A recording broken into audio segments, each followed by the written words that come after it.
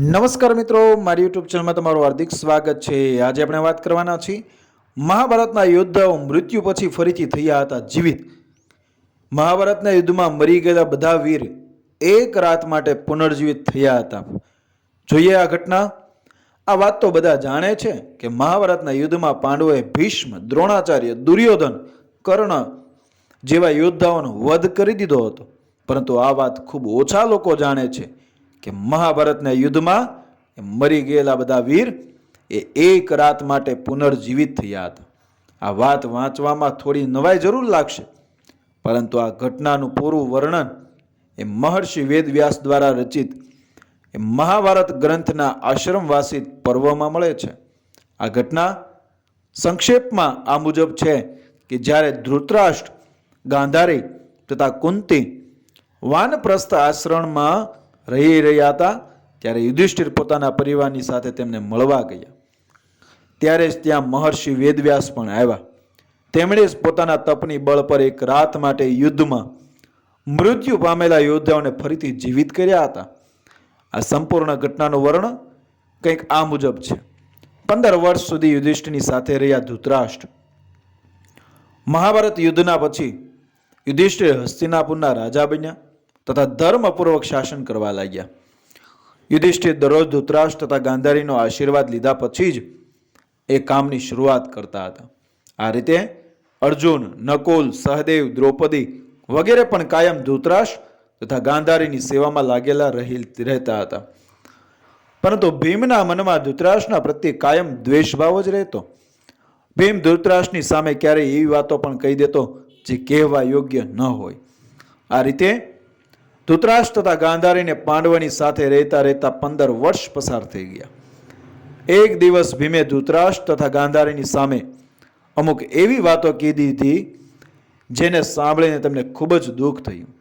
ત્યારે ધૃતરાષ્ટ્રે વિચાર્યું કે પાંડવોના આશ્રમમાં રહેતા હવે ઘણો સમય વીતી ચૂક્યો છે, એટલે હવે વાનપ્રસ્થ આશ્રમ એટલે વનમાં રહેવું જ એ યોગ્ય સ્થાન છે। ગાંધારીએ પણ ધૃતરાષ્ટ્રની સાથે વનમાં જવાની સંમતિ આપી દીધી।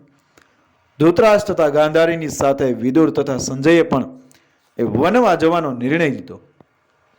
ધૃતરાષ્ટ્રની સાથે ગાંધારી, કુંતી તથા વિદુર પણ ગયા વનમાં। વન જવાના વિચાર પર ધૃતરાષ્ટ્રે યુધિષ્ઠિરને બોલાવ્યો અને તેની સામે બધી વાત કરી દીધી। પહેલા તો યુધિષ્ઠિરને ખૂબ દુઃખ થયું, પરંતુ પછી મહર્ષિ વેદવ્યાસના કહેવા પર યુધિષ્ઠિર માની ગયો। જ્યારે તેની ખબર પડી કે ધૃતરાષ્ટ્ર તથા ગાંધારીની સાથે વિદુર તથા સંજય પણ વન જઈ રહ્યા છે, તો યુધિષ્ઠિરના શોકની કોઈ સીમા નહોતી રહી। ધૃતરાષ્ટ્રે જણાવ્યું કે તેઓ કાર્તિક માસની પૂનમના વન માટે યાત્રા કરશે। વન જતા પહેલા ધૃતરાષ્ટ્રે પોતાના પુત્ર તથા અન્ય પરિજનોના શ્રાદ્ધ માટે ધન માંગ્યું। ભીમે દ્વેષપૂર્ણ ધન આપવા ઇનકાર કરી દીધો। ત્યારે યુધિષ્ઠિરને તેને ઠપકો આપ્યો અને ધૃતરાષ્ટ્રને ખૂબ ધન આપી શ્રાદ્ધ કર્મ પૂર્ણ કરાયું। નક્કી કરેલા સમય પર ધૃતરાષ્ટ્ર, ગાંધારી, વિદુર તથા સંજયે વન યાત્રા શરૂ કરી। આ બધાને વન જતા જોઈ પાંડવોની માતા કુંતીએ પણ વનમાં જવાનું નક્કી કર્યું। પાંડવોએ તેમને ખૂબ સમજાવવાના પ્રયાસ કર્યા, પરંતુ કુંતી પણ ધૃતરાષ્ટ્ર અને ગાંધારીની સાથે વન જતી રહી। ધૃતરાષ્ટ્રથી મળવા 1 વર્ષ પછી ગયો હતો। યુધિષ્ઠિર, ધૃતરાષ્ટ્ર તથા અન્ય લોકોએ પહેલી રાત ગંગા નદીના કિનારે વિતાવી। થોડા દિવસ ત્યાં રોકાયા પછી ધૃતરાષ્ટ્ર, ગાંધારી, કુંતી, વિદુર અને સંજય કુરુક્ષેત્ર આવી ગયા। અહીં મહર્ષિ વેદવ્યાસ પાસે વનવાસની દીક્ષા લઈ બધા મહર્ષિ સતયુપન આશ્રમમાં રહેવા લાગ્યા। વનમાં રહીને ધૃતરાષ્ટ્ર કઠિન તપસ્યા કરવા લાગ્યા। તપથી તેમના શરીરનું માંસ સુકાઈ ગયું। માથા પર મહર્ષિઓની જેમ જટા ધારણ કરી તેઓ વધુ કઠોર તપ કરવા લાગ્યા। તપથી તેમના મનનો મોહ દૂર થઈ ગયો। ગાંધારી તથા કુંતી પણ તપમાં લીન થઈ ગયા। વિદુર તથા સંજય તેમની સેવામાં લાગેલા રહેતા અને તપસ્યા કરતા। આ રીતે તેઓ વનમાં રહેતા તેમને લગભગ 1 વર્ષ વીતી ચૂક્યો હતો। બીજી તરફ હસ્તિનાપુરમાં એક દિવસ રાજા યુધિષ્ઠિરના મનમાં વનમાં રહેતા તેના પરિવારજનોનો જોવાની ઈચ્છા થઈ। ત્યારે યુધિષ્ઠિરે પોતાના સેના પ્રમુખને બોલાવી કહ્યું કે વન જવાની તૈયારી કરો. હું મારા ભાઈઓ તથા પરિજનોને સાથે વનમાં રહેલા મહારાજ ધૃતરાષ્ટ્ર, માતા ગાંધારી તથા કુંતીના દર્શન કરવા જઈશ. આ રીતે પાંડવોએ પોતાના પૂરા પરિવારની સાથે વન જવાની યાત્રા શરૂ કરી. પાંડવોની સાથે નગરવાસીઓ પણ હતા, જેઓ ધૃતરાષ્ટ્રના દર્શન કરવા ઈચ્છતા હતા. યુધિષ્ઠિરના શરીરમાં સમાઈ ગયા હતા વિદુરના પ્રાણ. પાંડવ પોતાની સેનાની સાથે ચાલતા ચાલતા તે જગ્યાએ પહોંચી ગયા જ્યાં ધૃતરાષ્ટ્ર, ગાંધારી તથા કુંતી રહેતા હતા. જ્યારે યુધિષ્ઠિરે તેમને જોયા તો તેને ખૂબ પ્રસન્નતા થઈ અને મુનિઓના વેશમાં પોતાના પરિજનોને જોઈને દુઃખ પણ થયું. ધૃતરાષ્ટ્ર, ગાંધારી તથા કુંતી પણ પોતાના પુત્રો તથા પરિજનોને જોઈને ખુશ થયા. જ્યારે યુધિષ્ઠિરે વિદુરને ત્યાં ન જોયા તો ધૃતરાષ્ટ્રને તેમના વિશે પૂછવા લાગ્યો. ધૃતરાષ્ટ્રે જણાવ્યું કે તેઓ કઠોર તપ કરી રહ્યા છે. ત્યારે યુધિષ્ઠિરને વિદુર એ તરફ આવતા દેખાયા, પરંતુ આશ્રમમાં આટલા લોકોને જોઈ તેઓ પાછા જતા રહ્યા. યુધિષ્ઠિર તેમને મળવા એ તેમની પાછળ દોડ્યા. ત્યારે વનમાં એક વૃક્ષની નીચે તેઓ ઊભા રહી ગયા. એ જ સમયે વિદુરના શરીરમાંથી પ્રાણ નીકળ્યા અને યુધિષ્ઠિરમાં સમાઈ ગયા. જ્યારે યુધિષ્ઠિરે જોયું કે વિદુરજીના શરીરમાં પ્રાણ નથી તો તેણે તેમની અંતિમ ક્રિયા કરવાનું નક્કી કર્યું. ત્યારે જ આકાશવાણી થઈ કે વિદુરજી સંન્યાસ ધર્મનું પાલન કરતા હતા, એટલે તેમની અંતિમ ક્રિયા કરવી યોગ્ય નથી. આ વાત યુધિષ્ઠિરે આવીને મહારાજ ધૃતરાષ્ટ્રને જણાવી. યુધિષ્ઠિરના મુખથી આ વાત સાંભળી બધાને આશ્ચર્ય થયું. યમરાજના અવતાર હતા એ વિદુર. ત્યારે યુધિષ્ઠિર તથા અન્ય લોકોએ તે રાત વનમાં જ વિતાવી. બીજા દિવસે ધૃતરાષ્ટ્રના આશ્રમમાં મહર્ષિ વેદવ્યાસ આવ્યા.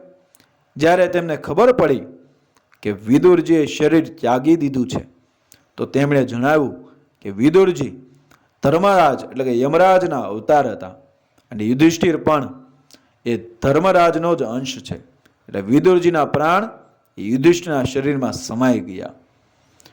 મહર્ષિ વેદવ્યાસે ધૃતરાષ્ટ્ર, ગાંધારી અને કુંતીથી કહ્યું કે આજ હું તમને મારી તપસ્યાનો પ્રભાવ બતાવીશ. તમારી જે ઈચ્છા હોય તે માંગો. ત્યારે ધૃતરાષ્ટ્ર તથા ગાંધારીએ યુદ્ધમાં મૃત પોતાના પુત્રો તથા કુંતીએ કર્ણને જોવાની ઈચ્છા પ્રકટ કરી. દ્રૌપદી તથા અન્ય લોકોએ પણ પોતાના પરિવારજનોને એ જોવા ઈચ્છતા હતા. મહર્ષિ વેદવ્યાસે કહ્યું કે એવું જ થશે અને યુદ્ધમાં મૃત્યુ પામેલા જેટલા પણ વીર છે તેમને આજે રાતે તમે બધા જોઈ શકશો. એવું કહીને મહર્ષિ વેદવ્યાસે બધાને ગંગા નદીના કિનારે ચાલવા માટે કહ્યું. મહર્ષિ વેદવ્યાસના કહેવા પર બધા ગંગા નદીના કિનારે ભેગા થયા અને રાત થવાની એ રાહ જોવા લાગ્યા. વિધવા સ્ત્રીઓ એ પોતાના પતિઓની સાથે ગંગામાં કૂદી ગઈ. રાત થવા પર મહર્ષિ વેદવ્યાસે ગંગા નદીમાં પ્રવેશ કર્યો અને પાંડવ તથા કૌરવ પક્ષના બધા મૃત યોદ્ધાઓનું આવાહન કર્યું. થોડી જ વારમાં ભીષ્મ, દ્રોણાચાર્ય, કર્ણ, દુર્યોધન, દુશાસન, અભિમન્યુ, ધૃતરાષ્ટ્રના બધા જ પુત્રો, ઘટોત્કચ, દ્રૌપદીના પાંચેય પુત્રો, રાજા દ્રુપદ, ધૃષ્ટદ્યુમ્ન, શકુની, શિખંડી વગેરે વીર યોદ્ધાઓ જળની બહાર નીકળી ગયા. તે બધાના મનમાં કોઈ પણ પ્રકારનો અહંકાર અથવા ક્રોધ નહોતો. મહર્ષિ વેદવ્યાસે ધૃતરાષ્ટ્ર તથા ગાંધારીને દિવ્ય નેત્ર પ્રદાન કર્યા. પોતાના મૃત પરિજનોને જોઈ એ બધાના મનમાં હર્ષની લાગણી થવાઈ ગઈ.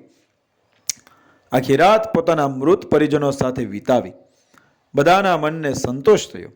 પોતાના મૃત પુત્રો, ભાઈઓ, પતિઓ તથા અન્ય સંબંધીઓથી મળીને બધાના કષ્ટ દૂર થઈ ગયા.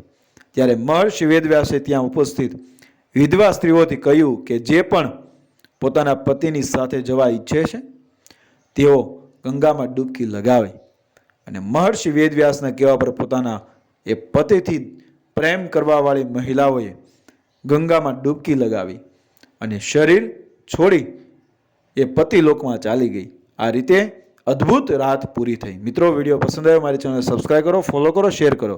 મળીએ આવી જ ઘટનાને પ્રેરણાદાયક વાર્તાઓ સાથે આગળના વિડીયોમાં. બન્યા રહો મારી ચેનલ સાથે. જય શ્રી કૃષ્ણ. રાધે રાધે. જય શ્રી રામ.